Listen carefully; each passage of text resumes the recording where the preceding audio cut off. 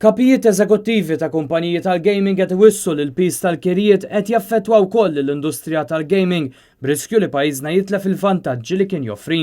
Minkejja li huwa fatt magħruf li ħafna mill-impjegati f'dan is-settur f'pajjiżna jaqilgħuha tajjeb, pagi għolja u diversi benefiċċji, issa huma anke l-kumpaniji li jħaddmuhom li qed isibu diffikultà. Dan joħroġ mill-kummenti ta' diversi kapijiet eżekuttivi ta' kumpaniji f'dan is-settur li waqt konferenza tal-gaming insistew li jekk pajjiżna jrid jibqa' sostenibbli jrid jindirizza l-kirjiet għolja.